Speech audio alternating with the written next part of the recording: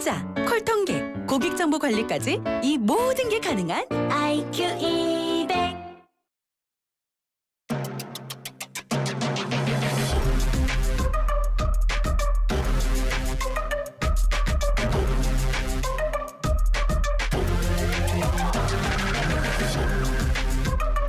YTN 라디오 이동희 뉴스 정면선거 2부 시작합니다. 정치권을 뜨겁게 달군 이슈들을 더 치열하고 과감하게 분석해드립니다.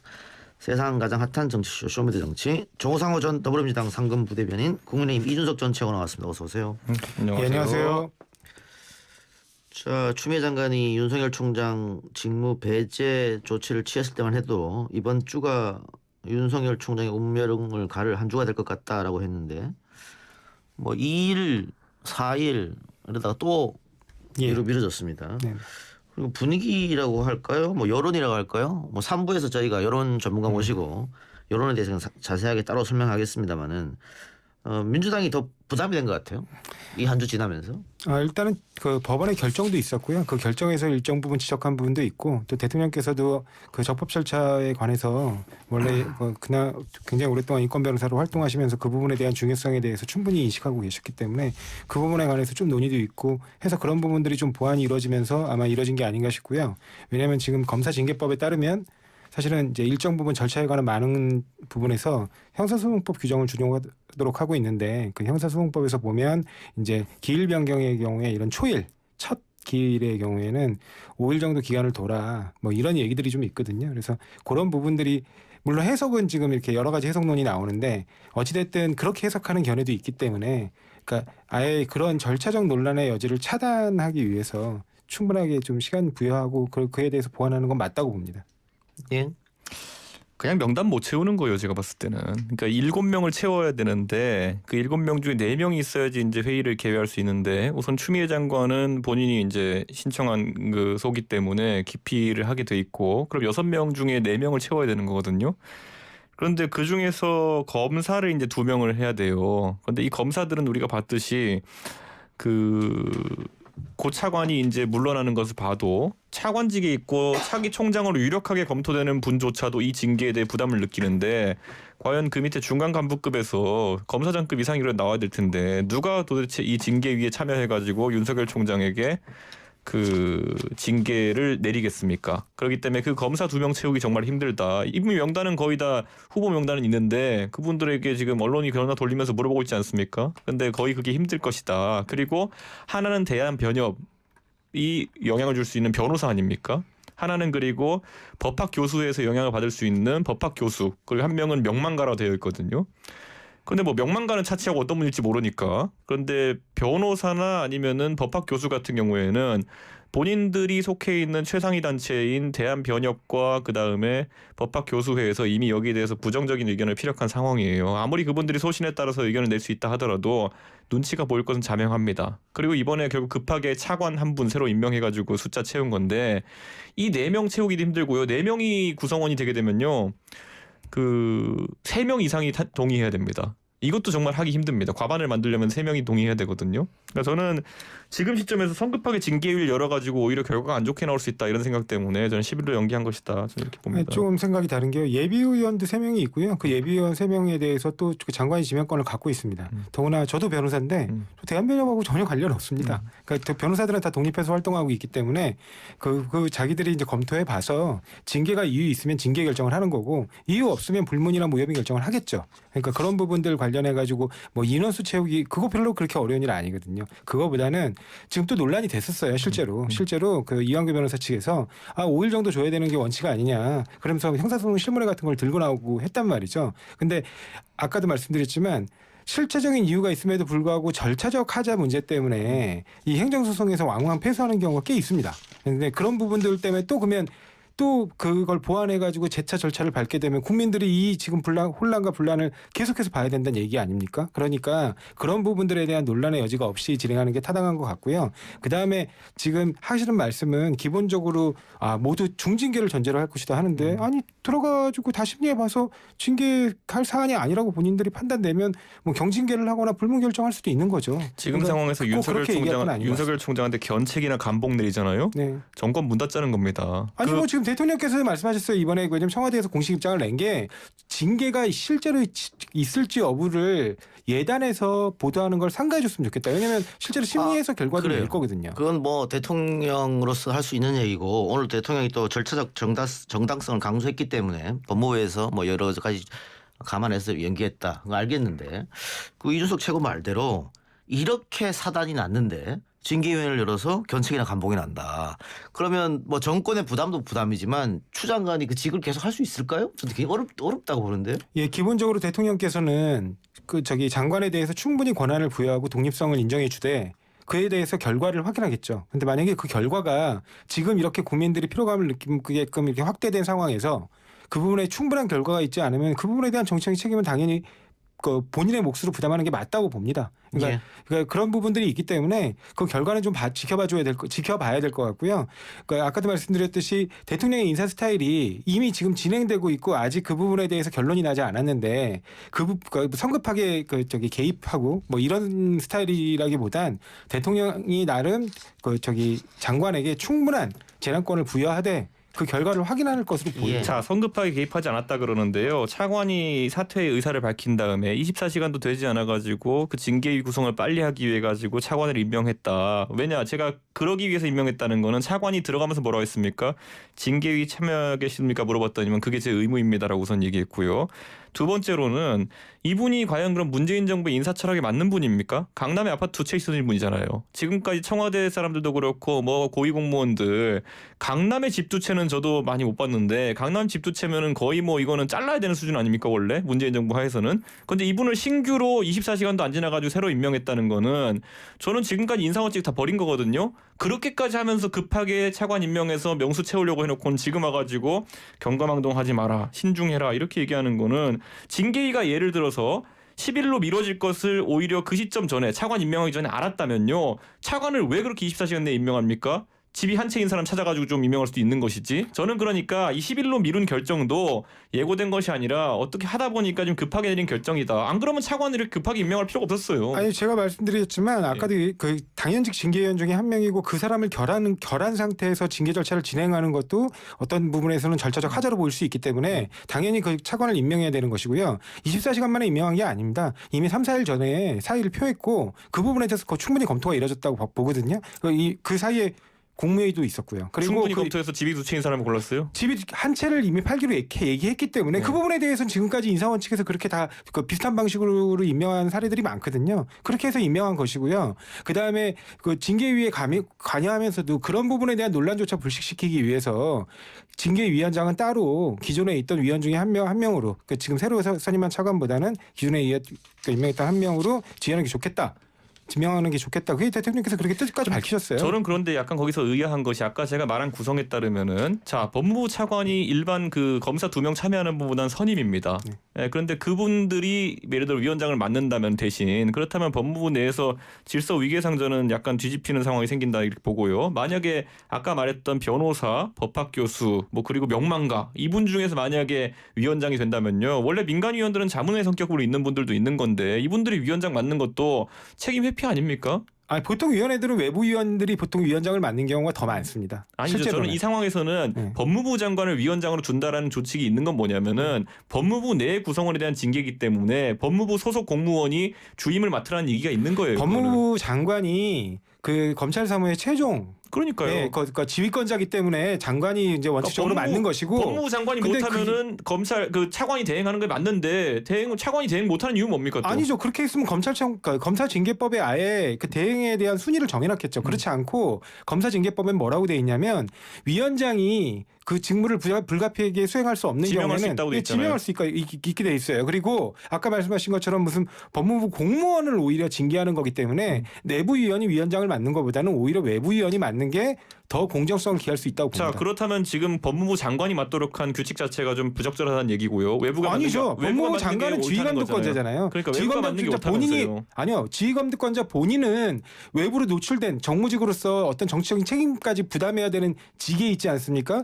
그렇기 때문에 법무부 장관이 맡는 것은 지극히 당연하고 그렇기 때문에 법률에 그걸 규정을 했지만 그런 법무부 장관이 맡지를 못할 바에야 그러니까 그런 정치적인 책임을 온전히 본인이 부담하지 못할 바에야 오히려 외부 위원이 맡는 게 더 자연스럽다는 거죠. 장관의 권리 및 유고 시에는 모든 권한을 차관이 대행하도록 돼 있는데 징계위에서는 차관이 부적절하기 때문에 민간위원이 맡아야 된다. 아니죠. 장관이 거리를 대의하는 것도 규정에 의한 거잖아요. 네. 검사 징계법에 따른 그 지명권도 그러니까 규정에 의한 거예요. 그러니까 제가 그리고 말씀드린 그런 거잖아요. 형태의 위원, 그러니까 제가 그래서 지금 위원회는 차관이 맡지 못한 이유가 뭔지 물어보는 것인데 네. 대통령께서 그러면 왜 기피를 했다고 보십니까? 기피를 한 게 아니라 그런 논란이 또 생기니까 항상 국민들 앞에서 겸손해야 되는 거잖아요. 근데 국민들 내부에서 그런 여론이 생기고 언론의 지적이 있으니까 그러면 그런 논란조차도 자, 그러면 이렇게 불식시키기 위해서 위원장을 맡지 마라. 그럼 그렇게 얘기한 거 지금의 아닙니까? 지명되신 그 차관분이 갖고 네. 있는 공정성에 대한 논란은 무엇입니까? 어떤 논란에 어떤 논란이 공정성을 없는데 해요? 그런데 뭘 공정을 기해 가지고 회피했다는 겁니까? 아니 의도적으로 누군가를 갖다 중징계를 하기 위해서 그 차관을 서둘러 임명한 거 아니냐는 의혹을 언론들이 제기를 해요. 근데 그러면 그런 논란조차 만들지 않도록 노력하겠다는 게 왜 잘못이죠? 그 논란을 인정했다면 위원장뿐만 아니라 스스로가 그 위원회에서 배척돼야 되는 것이죠. 아니죠. 그런데 그 논란을 인정하는 게 아니죠. 그러면- 그런 부분에서까지 논란을 만들지 않겠다는 노력인 거죠. 알겠습니다. 아니 제가- 위원장이라서 예. 문제되면 위원은 문제 안 됩니까? 지금 두 분 말씀 계속 평행선을 달려서 제가 계속 듣고 있다가 좀 끼어들어야겠는데 일단 뭐 왜 집이 두 채널 사람을 썼느냐 또 언론에 지적하는 그 부분은 정치적인 오딘 같고 지금 이용구 변호사가 차관으로 된 것에 절차적 문제점은 없는 것 같고 다만 아까 얘기한 대로 여론에서 비판은 충분히 받을 수 있는 것 같아요. 근데 지금 대통령이 절차적 정당성을 강조한 이유는 아마 나중에 소송이 있을 것을 대비해서 그런 것 같은데 왜냐하면 지금 윤석열 총장 쪽에서 그 처음에 논란이 불거졌을 때는 우리는 사찰이 아니다라든가 또 다른 것도 뭐 문제가 없었다고 얘기를 했는데 지금은 그 얘기는 하지 않고 계속 절차적 문제점을 얘기를 하고 있거든요. 그것 때문에 아마 법무부와 청와대가 그렇게 나온 것 같습니다. 그런데 윤석열 총장이 복귀를 하고 나서 월성 원전 수사를 다시 들여다본다. 그리고 이 경제성 평가 조작국에 연루된 공무원에 대한 사전 구속영장 청구를 총장이 직접 승인했다. 그러면 사실상 청와대에 대한 선전 포고 전면전이 아니냐 이런 얘기가 있는데 두 분 어떻게 해요? 저는 혹시라도 그러면은 그 444개 파일을 지우고 나서 신내림 받았다고 하는 분이 청와대랑 어떤 결탁 관계에 있나요? 저는 그분이 공무원으로서 직무를 수행하는 과정에 있어서 공문서를 444개를 지운 다음에 우연이라 주장하고 뭐 신내림 발언까지 나오고 이런 상황은 오히려 정부에서 강하게 규제하고 증거 인멸의 가능성을 우려해야 되는 상황이거든요. 저는 그렇다면은 이건 청와대에 대한 공격이 아니라 공직사회의 기강을 바로잡기 위해서라도 구속영장 때려야 되는 것이고요. 뭐 과거에 뭐 논문제단 이사장 그 유시민 이사장이 무슨 뭐 삭제하는 거 아니면 하드디스크 바꾸는 게 증거 보존이라 그래가지고 개념들이 다 헷갈리는 것 같은데 일반적으로 그렇게 삭제해버리면 증거인멸 맞죠. 맞습니다. 만약에 그런 부분이 이 공문서의 보존연한에 위배해가지고 이미 뭐 보존연한이 소멸을 했는데 삭제하는 거에 문제 안 되겠죠. 이제 정리하는 차원에서. 근데 그게 아니고 위법이 있으면 당연히 처벌받아야 되죠. 그리고 그 부분이 증거인멸 의도가 있었다거나 심지어는 뭐 예를 들면 감사방해 의혹이 있었다면 그 부분에 각각 법조항에 적용받아서 처벌돼야 되는 건 맞습니다. 근데 제가 드리고 싶은 말씀은 이 수사가 그렇게 어려운 수사 아니에요. 왜냐하면 이미 7,000쪽에 달하는 그 감사 보고서가 나와 있고요. 그다음에 감사원에서 충분하게 조사가 이루어졌고요. 그다음에 이게 결국에는 공문서를 파기했다는 거기 때문에 그게 다 뭡니까? 결국에는 파일로 존재하는 거라서 포렌식하면 그냥 나옵니다. 그거 보통 검사 2-3명이 하면 돼요. 그리고 막 그 지원 인력 붙어가지고 아니 10명 정도가 수사하면 충분하게 6개월 내에 결과 나오는 사건입니다. 그런데 어떻게 했습니까? 검사가 20여 명이 넘고 그다음에 그 수사관 포함해서 100여 명이 넘는 마치 국정농단 수사팀을 꾸리듯이 대규모 수사 인력을 구성해가지고 그것도 아주 이례적으로 국민의힘이 그것도 한 번도 저는 그런 걸 본 적이 없어요. 대전지검에다가 고발을 하고 대전지검이 누굽니까? 마침 또 거기가 윤석열 측근이 검사장으로 있는 곳이에요. 그러더니 10일도 안 돼가지고 대규모 압수수색으로 쫙 수사를 해요. 그러면서 언론에 대대적으로 보도를 합니다. 그리고 그렇게 무슨 신내림 받았다는 피의사실 공표가 이루어집니다. 그리고 또 본인이 이렇게 언론 정치적으로 취재입니다. 아니 그러니까요. 그게 이제 언론에 흘리게 하는 거 아니에요. 아니 언론이 공무원에게 전한 겁니다. 어디서 그 조사 결과가 나올 수 있습니까? 그 검찰 쪽에서 흘러나오지 않으면 알 수가 없잖아요, 기자들이. 아니 언론 보도를 보면 공무원에게 전화를 했더니만 신내림 내렸다고 한 거예요. 예. 그다음에 두 번째는 이번에 또 검찰총장이 1호로 결재를 뭘로 했다고 언론에서 보도를 했냐면 이 사건 영장을 1호로 결재했다는 거예요. 그러니까 이런 부분이 검찰 내부에서 나오지 않으면 불가능한 얘기들이거든요. 근데 영장 청구 여부도 피의사실 공표거든요.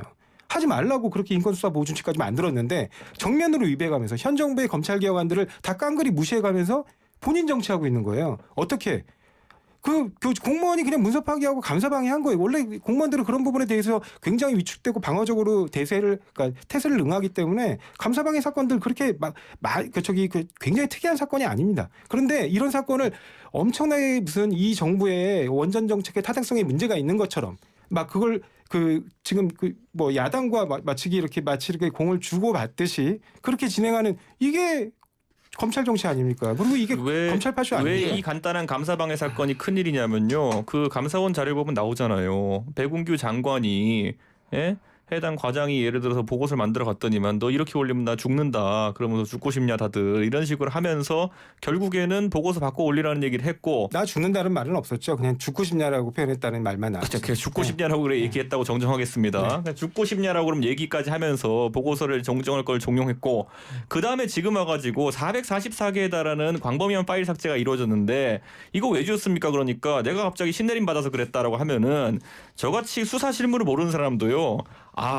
어떤 사람의 지시를 받았는데 그 사람을 밝히기를 꺼려하는구나라고 생각할 수 있어요. 갑자기 그날이 무슨 날인데 왜 압수수색 전날 가가지고 444개 파일을 야밤에 지웁니까? 그런데 이걸 지금 간단한 사건입니까? 누군가의 지시를 받아가지고 정부의 핵심 정책에 해당하는 파일 444개를 지운 상황인데 이거를 뭐 그냥 감사방해? 압수수색 전이 아니죠. 감사 그렇죠. 감사 전에 그러니까 감사원에 가서 감사하기 전에 가가지고 그걸 다 지웠다는 거 아닙니까? 그러니까 저는 국기문란 사건 중에 하나지 이걸 어떻게 그렇게 가볍게 치부하십니까? 아니 감사가 예정돼 있다는 건 다 통지받고 다 조사가 진행되고 있는 상황에서 자기가 위축돼가지고 그런 부분이 벌어졌죠. 그러면 그 부분에 대해서 법적 책임을 추궁하고 당연히 처벌을 해야죠. 근데 이게 정말 100여 명의 수사 인력을 동원해야 될 정도로 대단한 일이냐는 겁니다.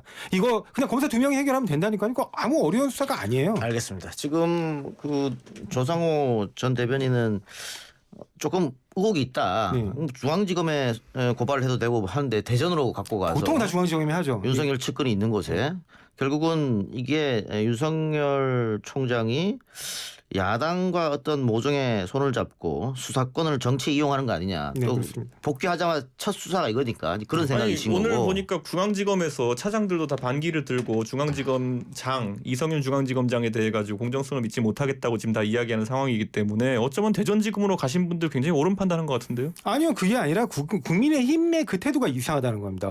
보통은 중앙지검에 고발을 하거나 중앙지검에 이성윤 검사장이 믿지를 못하겠으면 대검에다 고발하거든요. 그럼 대검이 배당을 하는 형식을 거치는데 만약에 대검이 거기서 그래서 아무 근거도 없이 대전지검 산업부 하나인데 핵심 증거들은 전부 한수원에 있었어요. 한수원에 있으면 한수원이 관할이 거기입니까? 아니거든요. 대구거든요. 그러니까 그럼에도 불구하고 대전지검에다 한 이유가 뭐냐는 겁니다. 근데 그걸 만약에 그때 대전지검에 대검에서 만약에 배당을 했으면 산업부는 어디 있습니까? 분명히 오해를 할 소지가 높으니까 아니, 조 변호사님, 애초부터 대전지검으로 가져간 거죠. 조 변호사님. 근데 그게 과연 검찰 내부하고의 사전 교감 없이 국민의힘에서 그런 부분까지 전략적으로 짰다고요? 저 그렇게 보지 않아요. 조 변호사님 산업부는 어디 있습니까? 산업부는 거기 맞아요, 거기가. 근데 산업부의 핵심 증거들이 있었던 게 아니에요. 아니 어쨌든 저희가 산업부 장관이 이번에 개입돼가지고 네. 산업부 털자 그래가지고 산업부가 있는 세종시에 가까운 대전지검에 넣는데 그게 문제입니까? 그러니까 제가 아까 말씀드렸잖아요. 보통은 대검에 고발하거든요. 이렇게 되면 어떤 정치적이고 그다음에 언론의 효과를 듬뿍 받기 위해서 대검은 직접 고발장 들고 가고 기자들이 다 사진 찍는 앞에서 보통 전달하잖아요. 저는 이런 거 처음 봤어요. 대전지검에 고발하는 거. 얼마나 중앙지검 믿지 못하게 만들었으면 이렇게까지 하겠습니까? 그럼 이준석 최고는 이건 뭐 당연한 검찰의 당연한 수사다.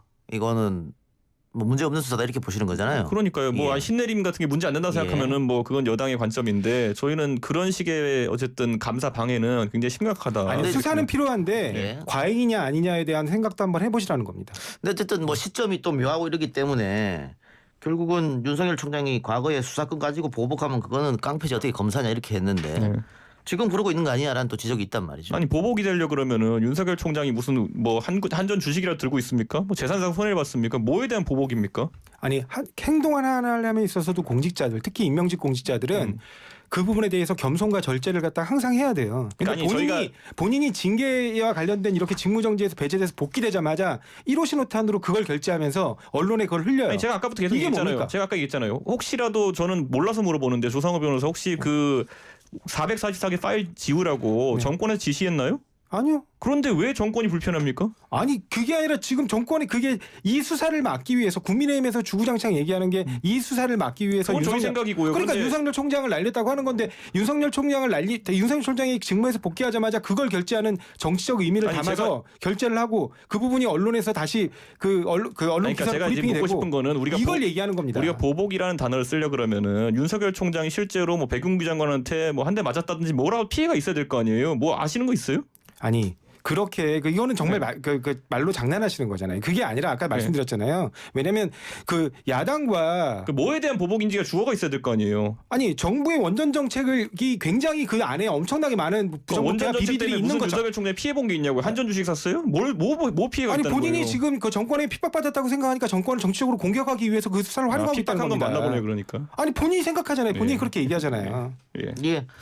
알겠습니다. 그 부분에 대해서는 명백하게 생각이 갈리는 부분인데, 근데 지금 어쨌든 민주당의 지지율, 대통령 지지율도 전체적으로 하락했습니다. 이 건이 가장 클 것처럼 보이는데, 그리고 윤석열 총장의 지지율은 또 반사이익으로 올라가는 건데, 이게 과연 국민의힘한테는 도움이 되겠느냐? 당장 주호영 원내대표가 윤석열 총장은 정치 안 하겠다고 선을 해라 이렇게 얘기했고, 또 홍준표 전 대표 같은 경우에도 역시 한마디 했단 말이죠.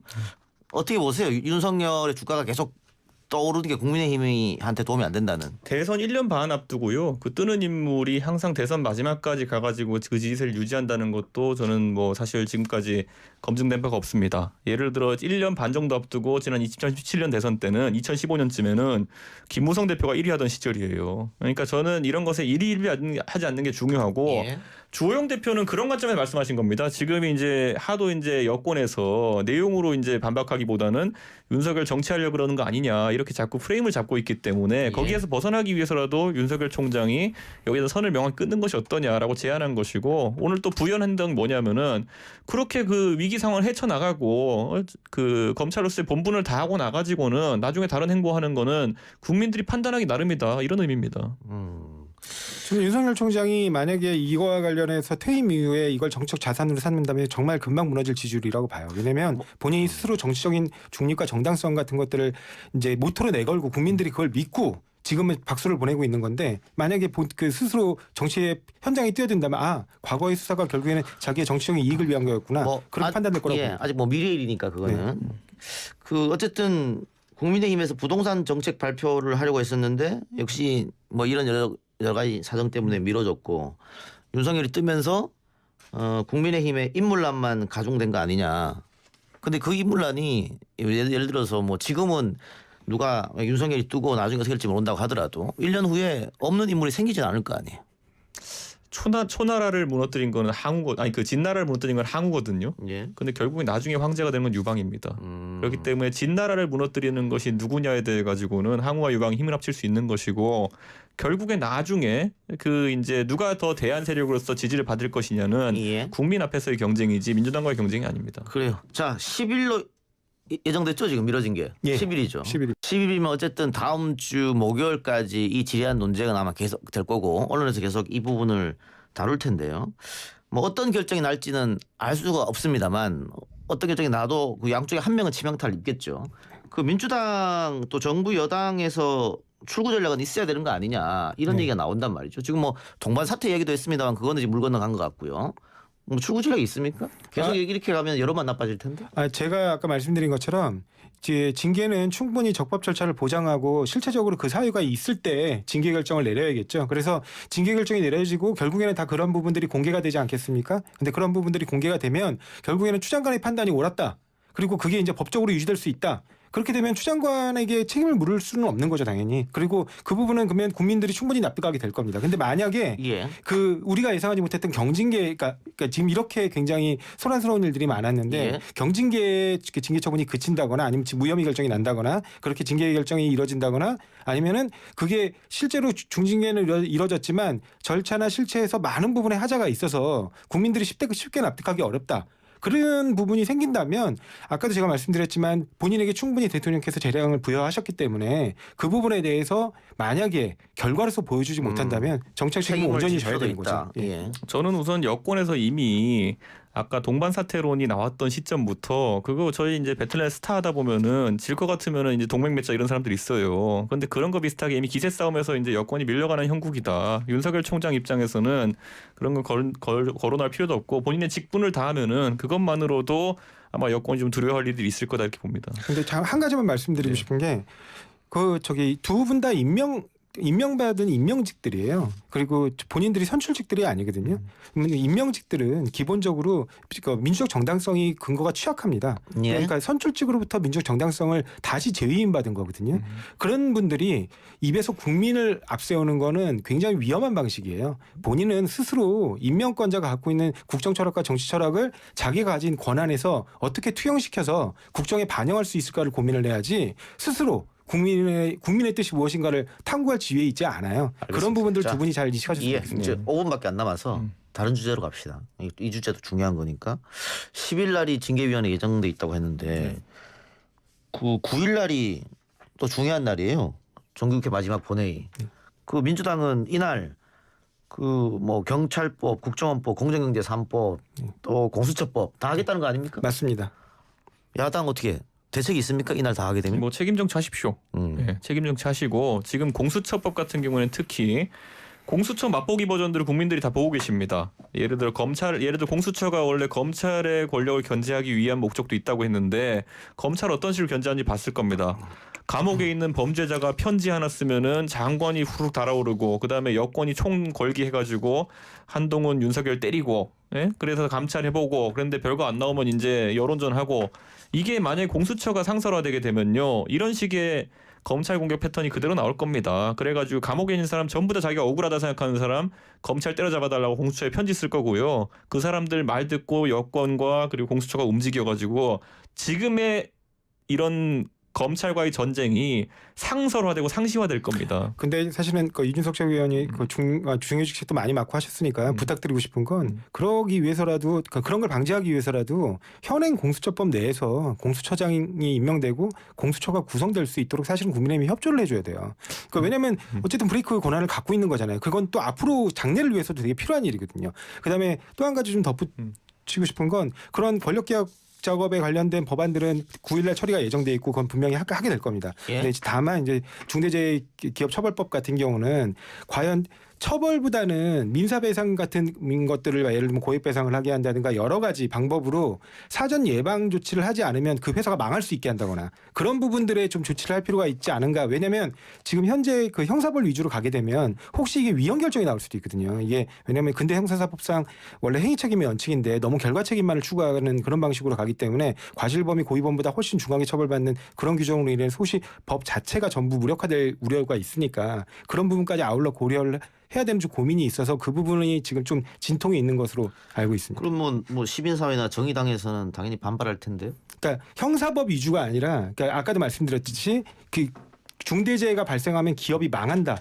그 정도의 그 아예 그렇게 고액배상이라든가 그런 부분들은 좀 고려를 해서 예방 조치에 좀 더 중점을 두는 게 맞지 않냐라는 내부 의견이 있다는 겁니다. 예. 물론 형사법 지금 그것도 유지될 수도 있겠죠. 공수처가 다음 주에 출발할 수 있는 방법이 있습니다. 예. 이번에 사퇴하신 그 용기 있는 검사들 중에 한 분한테 부탁하시면 됩니다. 고기영 차관이라든지 이런 분들을 네네. 공수처장으로 지명하시면 받아들이겠습니다. 아니 거기 추천을 하세요 그러면 논의를 하겠죠.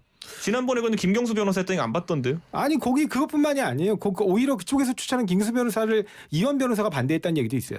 이번에 이번에 추미애 장관의 반발에 사퇴한 아주 용기 있고 능력 있는 검사들 중에 한 분 추천하시면은 박수 받으면서 공수처 출범할 겁니다.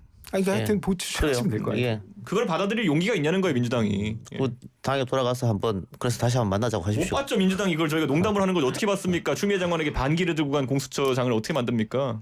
예.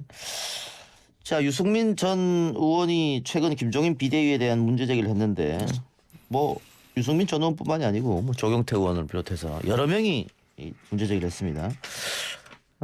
야당 주장은 이런 거죠. 그 정부 여당이 계속해서 실정을 저지르고 있는데 우리 당은 왜 지지율이 올라가지 않느냐. 결국은 지도부 책임 아니냐. 저는 이제 유승민 의원이랑 뭐 가까운 걸로 알려져 있는데 이 부분에 대해서는 유승민 의원과 생각이 좀 다른 것이 지금 이제 유승민 의원이 지적한 거는 김종인 비대위원장은 좋다. 그런데 지금 비대위원들이 메시지 전달력이나 이런 것이 좀 부족하지 않느냐 이런 얘기를 하는 것인데 저는 지금 비대위원들이 뭐 평균 85년생 정도 되는 이제 사람들이 하고 있는 상황 속에서 저는 이 정도의 훈련의 과정은 겪는 것이 오히려 대선이나 더 큰 선거판을 위해서 중요하다 이렇게 보는 것이고 예. 아직 더 여력이 있고요. 이 발언 이후에 지금 또 당 지지율이나 이런 걸 보면은 뭐 이따가 윤희용 소장도 얘기하겠지만은 상당히 저희가 앞서 나가는 것으로 이제 나오고 있기 때문에 예. 저는 여유가 좀 생겼다 이렇게 봅니다. 이 발언 시점보다는. 네, 조은희 구청장이 오늘 공식으로 서울시장 도전한다고 출마 선언했던데 이 최고는 안 해요? 저는요? 저는 기회를 엿보고 있습니다. 방금 조은희 구청장 얘기하셨으니까 저 기억나는 게 조은희 구청장이 되게 특기할 만한 선언을 한 것이 여성 가산점을 받지 않고 경선에 임하겠다고 얘기했거든요. 예. 그건 제가 지금까지 그쪽 쿼터 반대 운동을 했던 사람으로서 굉장히 박수를 드리고 싶습니다. 아니 당에서 예. 여성 가산점 주기로 결정을 했는데 본인이 안 받겠다고 하면 안 줍니까? 그건 아닐 거 아니에요. 아니 본인이 안 받겠다고 거부하고 경선 준비위에 전달한 걸로 알고 있습니다. 아니 당에서 결정을 했을 때 최종적으로 뭐 그렇게 경선에서 그 소수점 몇 자리로 차이 나는 선거 별로 아니, 없습니다. 그러니까. 저는 그 조은희 구청장의 그런 선언이 그 어쨌든 인주당 이런 거에 다른 후보들의 뭐 보이면 좀 뒤처져 있잖아요. 그걸 좀 만회하기 위한 하나의 어떤 작전 중에 하나지 않았을까. 뭐 신선하게 됐다. 그런 생각 들어서 한번 그런 질문 드려봤습니다. 알겠습니다. 용기 있는 모습 칭찬할 만합니다. 오늘 두 분 말씀은 여기까지 듣겠습니다. 지금까지 조상호 전 민주당 상근부대변인, 국민의힘 이준석 전 최고였습니다. 고맙습니다. 네, 감사합니다. 감사합니다. 우야노 공장 먼지. 아이고.